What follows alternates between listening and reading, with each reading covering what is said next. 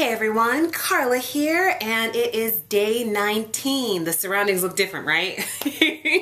I moved, and it always takes me much longer than I ever think it's going to take me to get acclimated and settled and stuff. And so this is me just trying to test out a new set, for lack of a better words. I think it's gonna work. Yeah. Not quite sure yet, but we'll see. So when you see changes over the next couple of days in the way that things look, it's because I'm just trying to get used to my new home. And you know I'm gonna talk about Paula Deen, right? And here's the thing. I am not going to rant about Paula Deen. What we're gonna do is have a nice, calm video about this news that has come out about Paula Deen. For those of you who don't know who she is, Paula Deen is a Southern cook, and she's got a show on Food Network, and she's the spokesperson for Smithfield Ham, and she does all of these really decadent all this really decadent Southern cooking in her shows and in her recipe books, and yeah. She has recently announced that she has type 2 diabetes. And the word that I'm hearing lately is that she knew she had type 2 diabetes. She did not want to reveal that to the public because she gets slammed from people about the decadent foods that she makes. It's all quote-unquote Southern cooking and lots of butter and mayonnaise and pulled pork, and yeah. I have never been a Paula Deen follower. But last year around the holidays, I remember I was at my aunt's house watching commercials, and she had this commercial for a duck stuffed in a chicken stuffed in a turkey. And I thought that I was going to vomit. Oh my God, that's way too much of anything. And then it was all drizzled in butter and trussed up and yeah, okay. It's not about being plant-based at that point.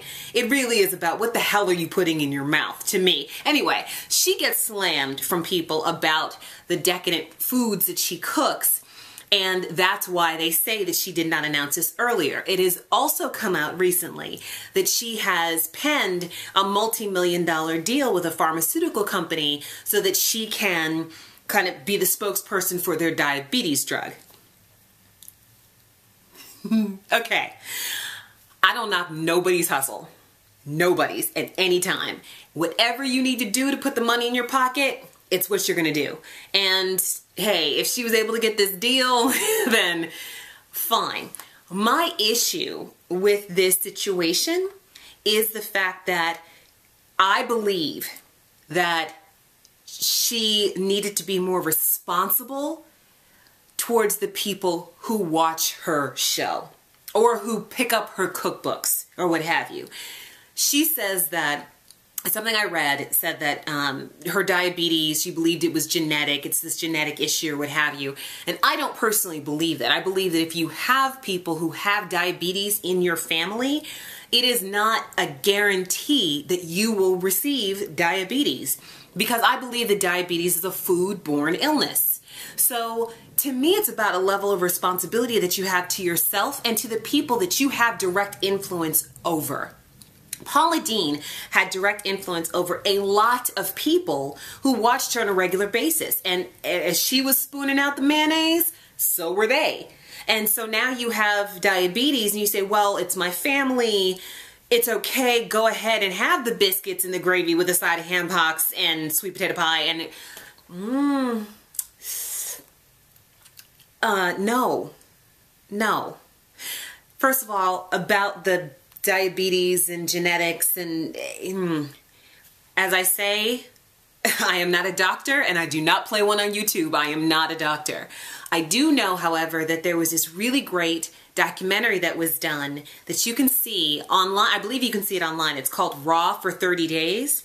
And it was specifically about a group of people, diabetics, who cured their diabetes with a plant-based lifestyle, plant-based diet. They went raw for 30 days, and it wasn't easy. If you're used to eating a certain way and then all of a sudden you're taken to a remote location to just eat raw, you're not going to be happy. But when you see those blood sugar numbers going down, you're going to be very happy. So I do know that diabetes is something that can be cured with plant-based living. I've seen it with these people. I am a believer in it. What you believe is up to you. This is what Carla believes. Also, when it comes to responsibility for your own life and the lives of the people that surround you, your children, the people that you cook meals for, the people that you directly influence, do not be a Paula Deen. Don't be a Paula Deen. If you know that you have a history of diabetes in your family and you're still serving people food that could aggravate this particular illness in them, why would you do that to them? Just think about the choices that you make for yourself and that you make for others around you.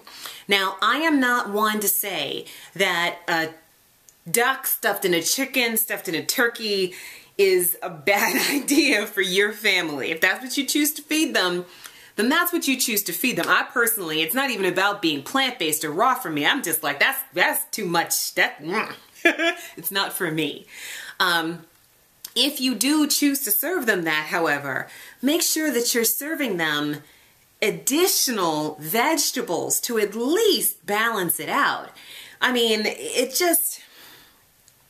I just want everybody to take these steps towards health and to not think that just because this one person ate all this junk and showed the world that this is what she ate and this was all, this is all about being a Southern belle. No, it's not. What it's about is making sure that the people around you and for yourself, you are healthy, that you are able to influence people in a way that lets them know that yes, you can enjoy foods that you have had in your heritage, your traditional foods, but you can also integrate more healthy choices into your lifestyle so that the things that you think are genetic don't necessarily have to come knocking on your door. Like I said, I don't knock nobody's hustle, ever. And if that's, she didn't reveal it earlier and pen the deal with the pharmaceutical companies, go Paula. And I hope that she finds, I don't wish illness on anyone. I hope that she finds a sense of health in her own life so that she can keep, she's a lovely woman, a beautiful woman, and has a really engaging personality. And I would love her to be able to use that to show people that you don't have to have this. You don't have to live this way. But that's just me and my opinions, and these are strictly my opinions.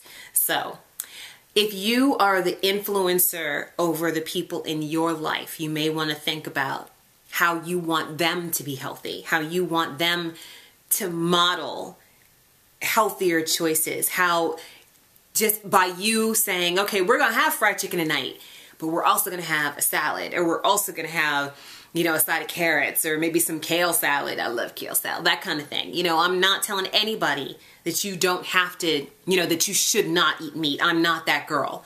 The girl that I am is saying that, for you, for your children, for your children's children, you may want to eat a carrot and see how that makes you feel. Or drink some juice and see how that makes you feel, and see how that makes them feel for the long run. See what I'm saying? All right. I'll see you tomorrow. Tomorrow is day 20. 1/3 of the way there. I'll talk to you then.